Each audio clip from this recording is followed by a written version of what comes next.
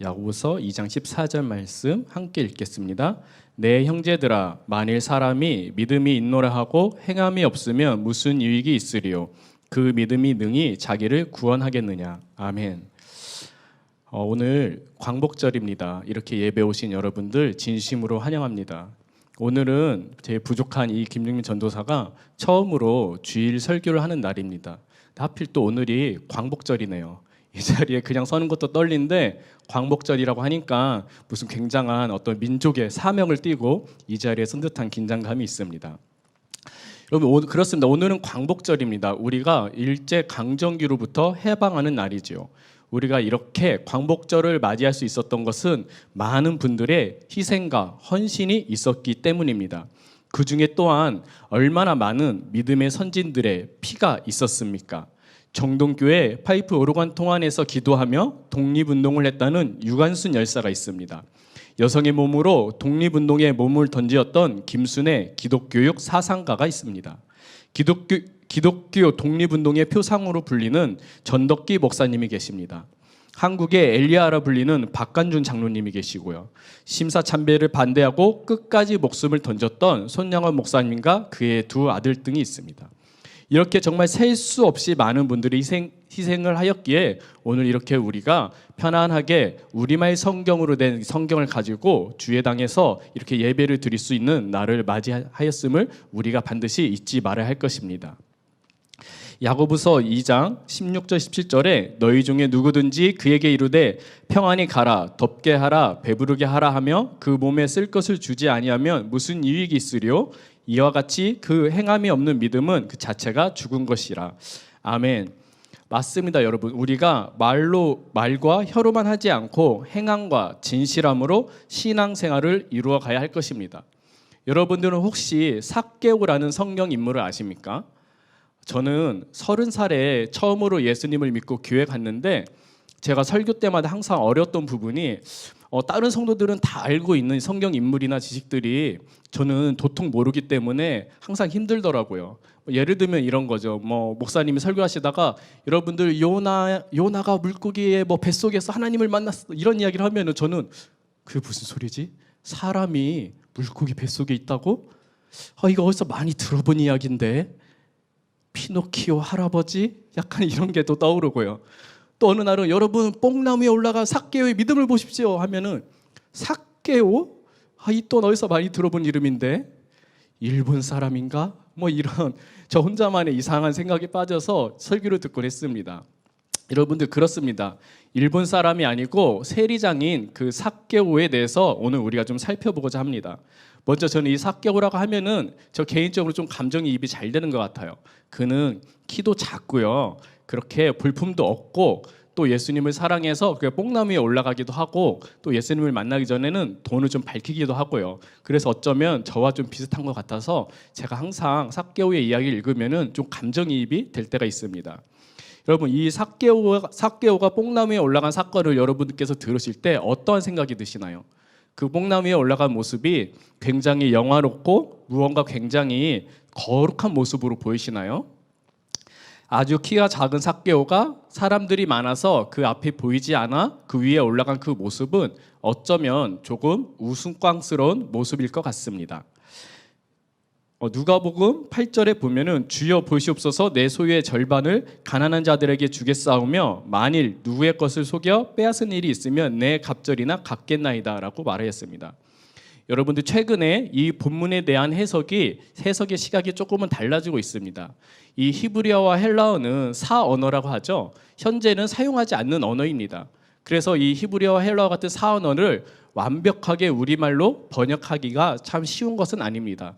그래서 우리는 그 시대에 지어진 다양한 문헌들을 참고하여서 자꾸만 그 해석을 풍성하게 해가고 있지요.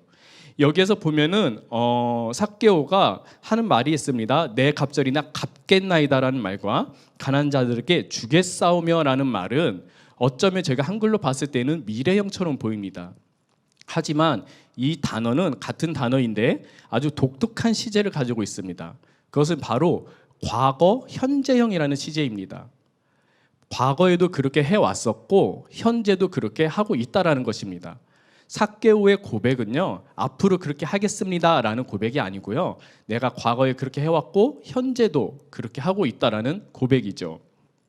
또한 이 네 갑절이나 네 배로 갚겠다라는 이 보상법은 너무도 생소하고요, 성경 어디에도 나와 있지 않은 보상법입니다. 이거는 그때 당시 세례 요한의 무리들, 세례 요한의 학파라고 하는데 그 무리들에서 사용하던 방식에 근거하였다고 합니다.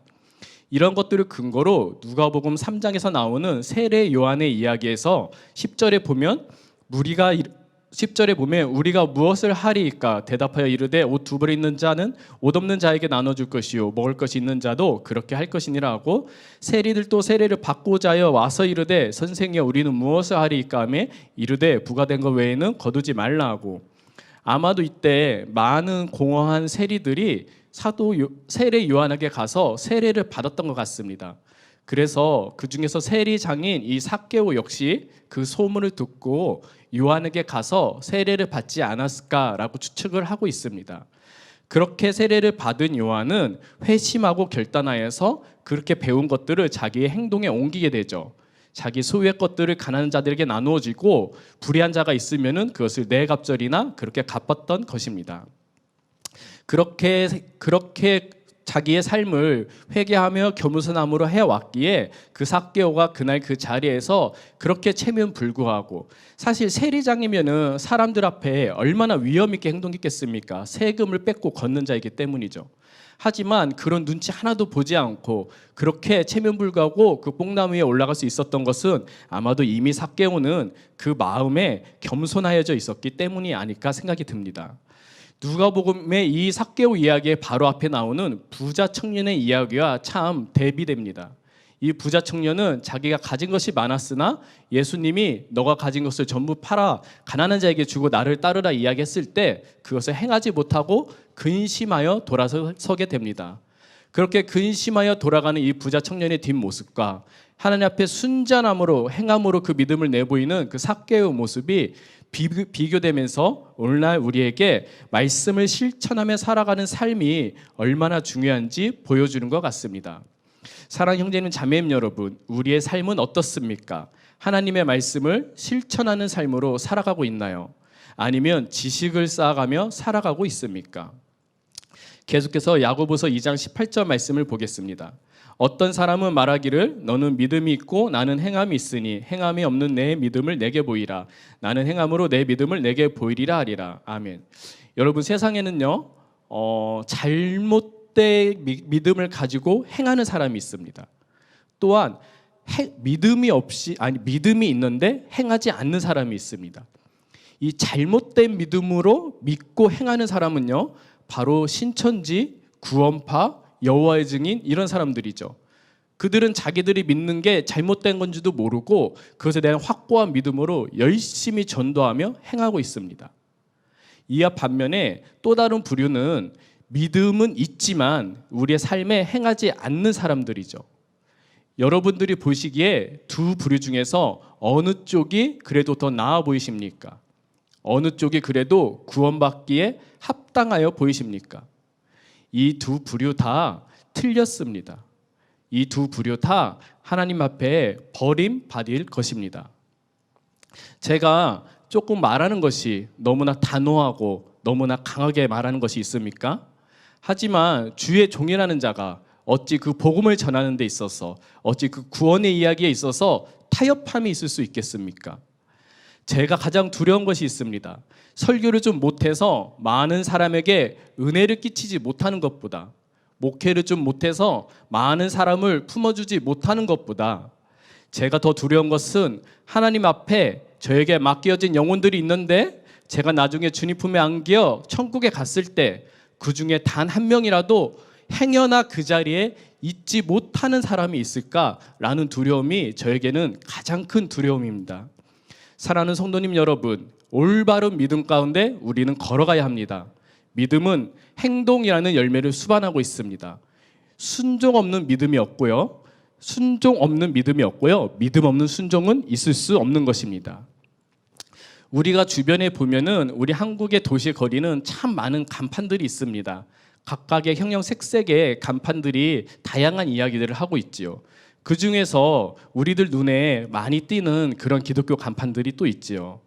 저는 몇 해 전에 위험을 오랫동안 알아서 한의원에 간 적이 있는데요. 그 한의원의 이름이 샬롬 한의원이었습니다. 그 한의원 원장님이 장로님이셨는데 그렇게 모든 환자들을 진료 보실 때마다 그 앞에서 5분, 10분 동안 그렇게 오랜 시간 기도를 하시고 그렇게 진료를 보시더라고요. 제가 그 한의원을 참 좋아했던 것은 침을 많이 놓지 않고 항상 1개나 2개를 놨기 때문에 제가 얼마나 편안하게 그 한의원을 다녔는지 모르겠습니다. 이렇게 우리가 길거리에 거닐다 보면은 눈에 띄는 간판들이 많이 있습니다. 얼마 전에는 저쪽 강남을 지나가는데 베드로 병원이라는 큰 병원으로 눈에 띄더라고요. 지나가다 보면은 복음 식당이라는 식당들도 있습니다. 샬롬 미장원이라는 미용실도 있고요. 어떤 데는 복음 카페라는 커피숍도 있습니다. 또 제가 그 중에서 가장 결정판은 곱창집인데요. 놀라지 마십시오. 야곱의 축복이라는 곱창집도 봤습니다. 그곳의 곱창이 야곱이라고 그렇게 선전을 하시더라고요. 여러분, 우리가 이렇게 간판 이름을 기독교 이름으로 짓고 간판 이름을 그렇게 거룩하게 지은다고 해도 그것보다 더 중요한 것은요, 그 안에서 손님들에게 정직함과 정성과 온 마음을 다해서 서비스해야 되는 것입니다. 만약에 복음 식당이면서 그 나오는 반찬이 위생이 불량하면은 옳지 않습니다. 복음 커피숍이라고 하면서 서비스를 대하는 태도가 불량하면은 옳지 않은 것이요. 그 이름은 아무런 영향력도 되지 못합니다. 오히려 사람들의 비아냥을 더 듣게 되는 것이죠. 여러분, 우리는요, 이 땅에 살면서 성도라는 이름으로 불려집니다. 이 성도라는 이름의 뜻은 거룩한 무리들이라는 뜻입니다. 그럼 우리는 그렇게 불려지는 것에 합당한 삶을 살고 있나요? 이것은 단지 우리의 도덕적인 문제를 이야기하는 것은 아닙니다. 우리가 세상에서 삶에서 과연 예수 그리스도의 향기를 나타내면서 살아가고 있는지 돌아봐야 할 것입니다. 우리 개신교는 루터와 칼뱅의 종교개혁의 사상 위에 세워져 있습니다. 오직 믿음으로 구원을 받는다는 사상으로 종교개혁을 이뤄낸 루터와 칼뱅은요, 사실 종교개혁을 하면서 가장 중요하게 여겼던 것 중에 하나가 바로 구제사역이었습니다. 각 지역에 구제소를 설치하고 이웃을 섬기기 위해 최선을 다하였습니다. 코로나19 팬데믹을 겪으면서 참 안타까운 사회 현상이 하나 있습니다. 바로 우리 한국의 교회들이 굉장히 많은 비아냥을 듣고 있다는 것이죠.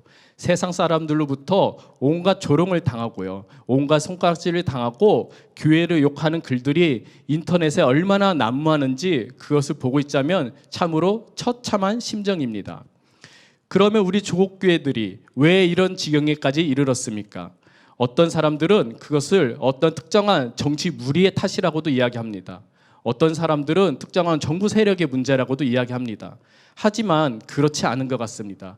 그것은 바로 우리 스스로 그 거룩함을 잃어버리고 우리 스스로 세상 가운데서 빛과 소금의 역할을 잃어버렸기 때문에 그렇게 교회의 힘을 잃지 않았을까 생각하게 됩니다.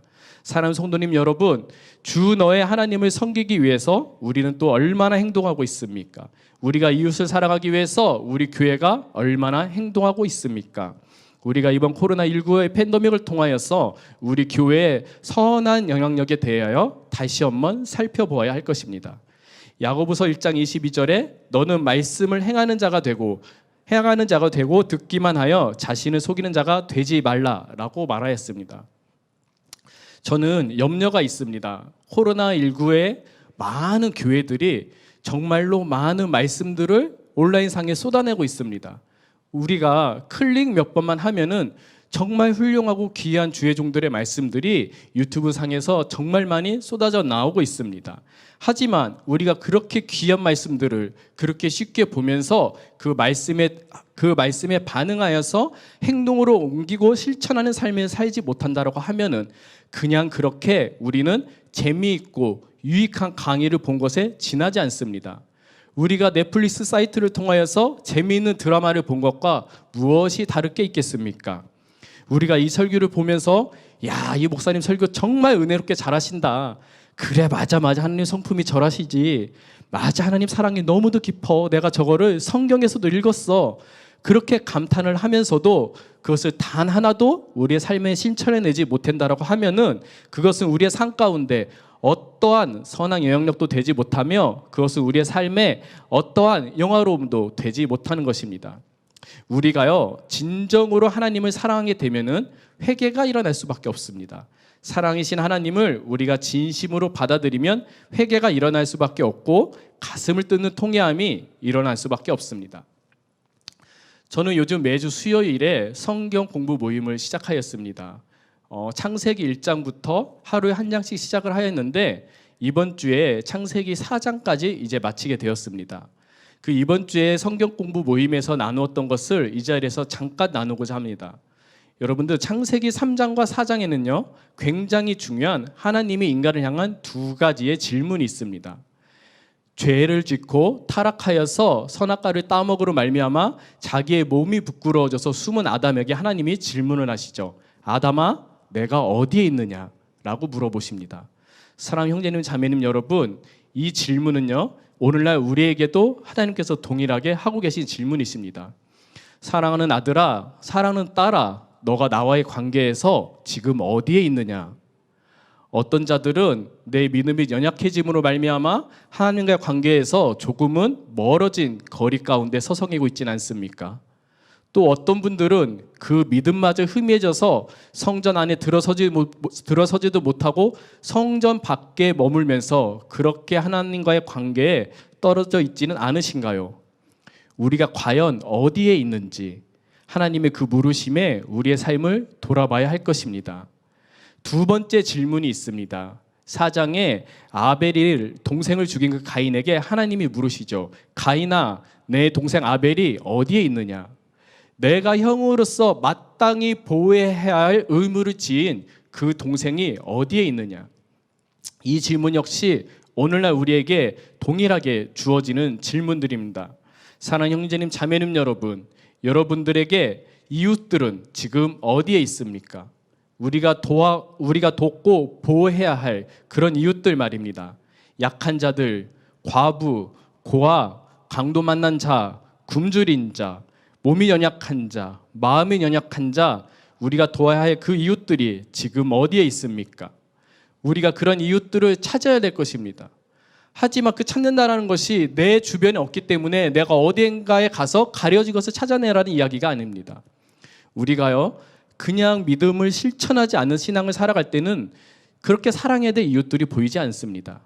하지만 하나님이 주시는 그 사랑의 렌즈를 끼고 바라봤을 때 내 주변 가까이에서부터 그 이웃들이 보이기 시작하는 거지요.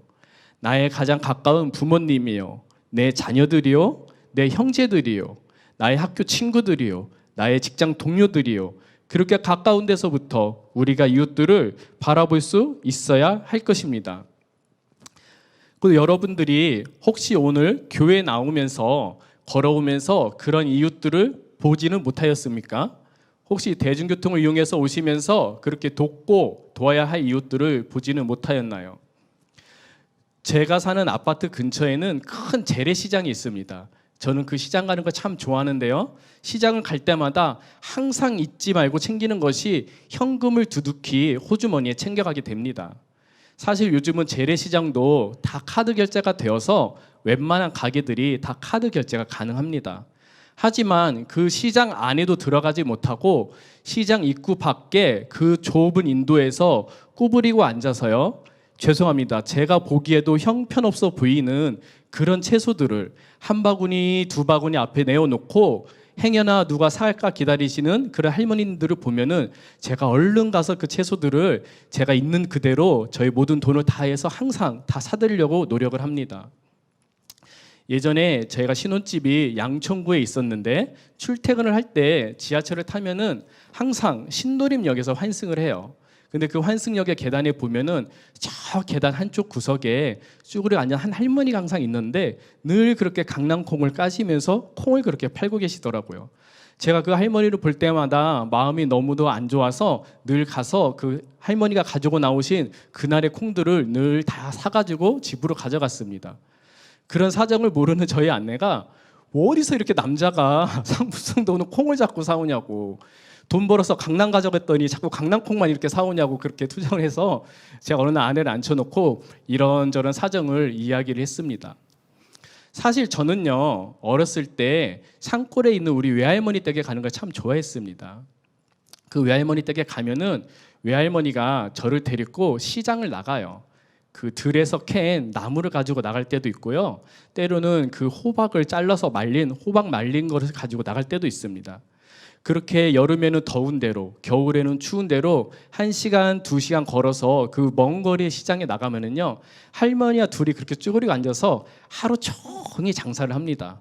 그렇게 종일 장사를 해서 가장 많이 팔릴 때도 제가 3,000원 넘는 거를 못 봤던 것 같습니다. 그러니까 장사를 해서 2,000원이라도 팔리면은 할머니가 제 손을 꼭 잡고 가까운 중국집에 가서 2,000원짜리 우동 한 그릇을 사서 그렇게 둘이 나눠 먹었는데 어찌나 맛있었는지 모릅니다. 가끔은 그 2,000원도 팔리지 않을 때는 우리가 시장에 가면은요, 그때 당시 500원짜리 밥이 있었습니다. 정부미로 지은 그 밥 한 대접에다가 조그마한 김치 하나에다가 시래기국 하나 나오는 밥이었는데 그것을 먹기도 하고, 그러면 할머니는 그래도 이쁜 손주가 왔다고 슈퍼에 데리고 가서 1,000원짜리 새우깡 한 봉지를 사주면은 어린 마음에 너무나 좋기도 하지만 어찌나 할머니를 보면은 미안하고 죄송스러운지요. 그래서 방학이 끝나고 집에 갈 때면은 할머니가 너무 아쉬워서 제 손에 꼭 그렇게 500원을 지어주셨습니다. 그러면 제 어린 마음에도 그 할머니가 장사하고 고생하셨다는 생각이 나서 그 돈 차마 못 받고 나오고요. 그 돈을 거절하면 할머니가 싫어하실까봐 항상 옷장이나 벽장에다 다시 놓고 나와서 집에 도착한 다음에 할머니한테 전화해서 할머니 어디에 그 돈 놓고 나왔어요. 그 돈 꼭 할머니가 다시 쓰세요. 이렇게 이야기했던 추억들이 있습니다. 여러분, 하나님은 이렇게 우리를 쓰실 때 우리의 경험과 우리가 지나온 삶의 흔적들을 통하여서 그에 맞는 이웃들을 볼 수 있게 하십니다.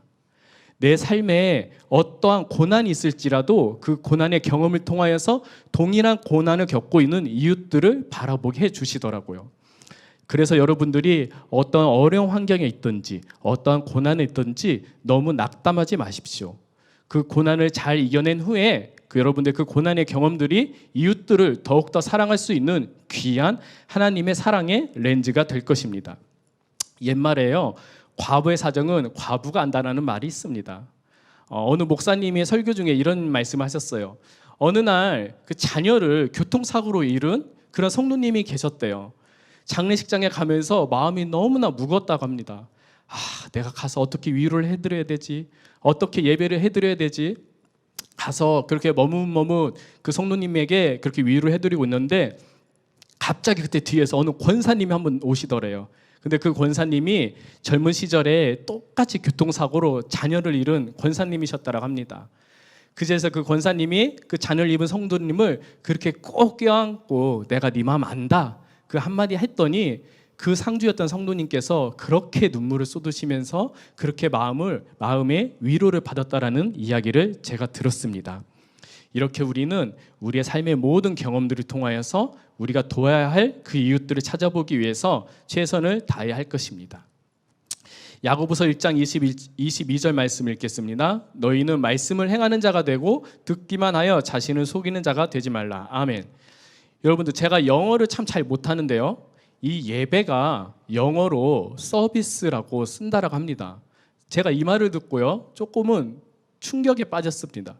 왜냐하면은 그 이전에 영업을 그 업으로만 삼던 저에게 이 서비스라는 단어는 무슨 뜻이었냐면은 무료로 상대방에게 그 사람에게 일방적으로 최선을 다해서 무언가를 해주는 것을 저는 서비스라고 생각을 했습니다. 사랑하는 형제님, 자매님 여러분, 여러분들은 정말로 혹시 예배를 서비스라고 생각하고 있지는 않습니까? 여러분들의 가려운 부분을 시원하게 해주는 그런 서비스로 여기고 있지는 않나요? 우리 이길로 목사님 말씀에 설교가 얼마나 내용이 좋습니까? 감히 제가 평가건데 우리 목사님의 설교문은요 100점짜리 설교문입니다.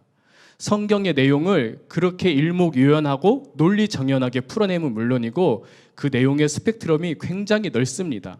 이것은 저 개인의 평가가 아니라 제 주변의 많은 분들이 우리 목사님의 설교를 보시고 그렇게 평가를 해 주십니다. 그렇게 좋은 설교를 여러분들은 매주 주일, 매주 금요일 듣고 계십니다. 하지만 그렇게 들으면서도 여러분들의 삶에서 행함이 없으면 그것은 여러분들에게 생명의 말씀으로 오지 못하는 것입니다. 그 영적 갈증을 채우기 위해서 여러분들이 우리는 자꾸만 더 좋은 설교, 자꾸만 더 좋은 어떤 묵상 훈련, 제자 훈련, 각종 영성 세미나를 찾아서 갈급히 헤매고 있지는 않으십니까? 여러분, 말씀은요, 행동으로 살아냈을 때 내 삶에서 그것이 귀한 양식이 되는 것입니다. 또한 우리가 이 예배를 대함에 있어서도 실천하며 행동하며 무엇보다도 헌신하고 대가집을 하기 위해서 노력해야 합니다. 과거에 그 여의도가 허벌판이었을 때요, 외국에서 유명한 목사님이 오셔서 집회를 한다고 하면은 정말 그 여의도 허벌판에 구름대와 같은 사람들이 몰려들었습니다. 그때는 대중교통도 그렇게 발달되지 않았던 때였기 때문에 그곳에 사람들이 적게는 1시간씩 걸어오시고요, 많게는 저기 경기도 끝자락에서 4시간, 5시간, 저는 8시간을 걸어서 그 집회에 오셨다는 분들의 이야기도 들었습니다. 그렇게 많은 시간에 자신들의 삶에 희생이, 대가지불이 있었던 것입니다. 또 그 집회의 진행은 어떻습니까? 그렇게 시설이 부족하던 그 예전에 그렇게 큰 집회를 하기 위해서 얼마나 많은 사람들의 섬김의 손길과 땀방울이 그곳 가운데 있었겠습니까? 사랑하는 성도님 여러분, 우리는 지금 예배에 어느 희생을 하고 계신가요? 어느 대가지불을 하고 계십니까? 전에는 조금은 귀찮아도 우리가 씻고 옷을 깔끔히 차려입고 집을 나서서 교회에 가기라도 했지만, 비대면 예배로 행하여지는 지금은 너무나 쉽게 집에서 예배가 드려지고 있습니다. 하지만 여러분, 이 예배에는요, 반드시 대가지불과 헌신이 있어야 됩니다. 그래서 여러분들 스스로 쉽게 예배 드릴 수 있는 환경에서 벗어나시도록 노력해야 됩니다. 조금 더 일찍 일어나서 우리가 주일에 예배 드리기 전에 성전을 깨끗이 청소하는 것처럼 여러분들의 집을 그 어느 때보다 깨끗이 쓸고 닦고 정돈하십시오. 형제님들은 비록 집에 계실지라도 꼭 면도도 하시고요, 머리도 감으시고 드라이드도 좀 하시고 옷가짐도 깔끔히 차려 입으시고 그렇게 단정히 텔레비전의 앞에 앉아 예배 드리려고 노력하십시오. 가급적이면은 태블릿이나 스마트폰으로 개인적으로 예배드리지 마시고요, 거실의 TV 앞에 온 가족이 모여서 그렇게 예배드리시기 바랍니다. 그래도 조금은 귀찮겠지만, 조금은 번거롭겠지만 이 예배를 위해서 그렇게 여러분들이 최소한의 대가지불을 했을 때 그것이 바로 여러분들의 삶 가운데 주님께서 영화롭게 받으시는 예배가 될 것입니다. 구약의 어느 제사도요, 재물 없는 제사가 없습니다. 우리가 드리는 모든 예배는요, 하나님께로 우리의 재물이 있어야 되는 것입니다. 그 재물은 단순히 헌금만을 말하는 것이 아닙니다. 우리의 순전한 마음과 헌신과 노력이 하나님 앞에 제물로 드려져야 되는 것이죠. 그래도 간절한 마음이 있으시면은 예배당에 불편해도 나오십시오. 나오셔서 불편하시더라도 마스크를 쓰시고 거리 두기를 충분히 하면서 대면 예배를 드리시기 바랍니다. 아직 우리 교회는 예배당에 법정 규정보다 조금은 더 좌석의 여유가 있습니다. 그렇게 간절함으로 예배를 드리며 예배 헌신하는 저와 여러분 되기를 간절히 소망합니다. 마태복음 13장 44절 말씀입니다. 천국은 마치 밭에 감추인 보화 같으니 사람이 이를 발견한 후 숨겨두고 기뻐하며 돌아가서 자기의 소유를 다 팔아 그 밭을 사느니라. 사랑하는 성도님 여러분, 우리가요, 천국이라는 이 보물을 발견한 후에는 내가 가진 모든 것을 다 팔아서 그렇게 대가를 지불하고 헌신을 하여서 그 보물을 가져갈 수가 있는 것입니다. 실천하는 신앙으로 유명하신 독일의 본회퍼 목사님은 이런 말씀을 하셨습니다. 은혜는 우리가 교회에서 공짜로 가져오는 값싼 은혜가 있는데 이것은 성육신 대신 하나님의 사랑을 부정하는 것과 같다. 값비싼 은혜는 우리가 대가를 지불해야 하지만 우리를 천국 가운데 이끌 수 있는 진정한 은혜이며 우리는 이것을 위해 헌신과 희생이라는 대가 지불을 해야 한다. 사랑하는 성도님 여러분, 여러분들의 삶 가운데 어떠한 신앙의 실천이 있으신가요? 이웃을 사랑하기 위해서 무엇을 희생하고 계십니까? 예배를 영화롭게 드리기 위해서 어떠한 희생을 하고 계십니까? 혹시 간판은 복음식당이라고 써 있지만, 간판은 믿음식당이라고 써 있지만 그 안에는 아무런 예수님의 향기도 나지 않는 그런 가게들이 혹시 바로 우리의 모습은 아닌지요? 잠언 6장에 이런 말씀이 있습니다. 좀 더 자자, 좀 더 졸자, 손을 모으고 좀 더 누워있자 하면 내 빈궁이 강도와 같이 오며 내 곰핍이 군사와 같이 이르리라. 여러분, 이 말씀은 단순히 물질의 이야기뿐만은 아닙니다. 우리가 우리의 영혼을 열심히 우리의 마음의 밭을 일구는 데 있어서도 조금 더 찾아, 조금 더 쉬자, 그렇게 게으르게 하면은 우리 마음에 그 마음의 복음의 씨앗을 빼앗는 원수들이 강도와 같이 이룰 수 있는 것입니다. 몇 해 전 강원도에서 어떤 외국인 근로자가 의로운 일을 행하였다는 뉴스를 제가 보았습니다. 이 외국인 근로자가요, 새벽에 일을 하기 위해서 길을 나섰는데 그 골목에 들어서는데 어느 한 빌라에 불이 나고 있었다고 합니다. 그렇게 불이 나는데요, 그 집에 사는 사람들은 그 상황도 모르고 곧 그 무서운 불길이 내 집까지 들이닥치는 위기 상황인지도 모르고 세상 편안하게 그렇게 콜콜 자고 있었다고 합니다. 그래서 이 형제가요, 각 집마다 문을 두드리면서 불이 났어요, 불이 났어요, 그렇게 소리를 지르고 뛰어다녔다고 합니다. 그래서 이 형제님 덕분에, 물론 이 형제님은 조금 화상을 입으셨지만 그렇게 사람들이 놀라 밖에 나와서 모든 자들이 목숨을 구하였다는 뉴스를 제가 보았습니다. 사랑하는 형제님, 자매님 여러분, 우리 워십 프론티어 교회 거룩한 성도님 여러분, 우리가 행동하지 않고 값싼 은혜, 가짜 은혜에 취해 있을 때 혹시 말씀 가운데 성령 하나님께서 말할 수 없는 탄식으로 여러분들의 심령 가운데 이와 같이 외치고 있지 않으십니까? 사랑은 아들아, 사랑은 딸아, 일어나라. 그 게으름의 집에서 나와라. 그 행동하지 않는 죽은 신앙에서 나와라. 그 가짜 복음에서 얼른 나와라. 그렇지 않으면 너가 죽을까 내가 염려된다. 그렇게 부르짖고 있지는 않으신가요?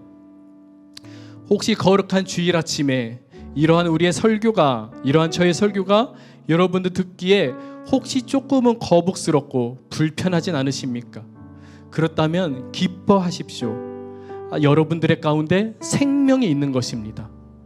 여러분, 아직 그 마음 가운데 생명이 있는 사람은요, 이렇게 회개하십시오, 실천하십시오, 움직이십시오. 이런 설교를 들었을 때 그 마음에 거룩한 부담감이 생기고 때로는 불편함도 있습니다. 그 생명조차 있지 않은 사람은 이런 말씀을 들어도 아무런 감각이 없는 것입니다. 우리는 우리의 안에 아직 그 생명이 남아있음에 기뻐하며 순종해야 될 것입니다. 사랑하는 우리 워프교회 거룩한 성도님 여러분, 우리 실천하는 교회가 됩시다. 복음을 위해 헌신하며 희생하여 대가를 지불하는 모든 성도들이 됩시다.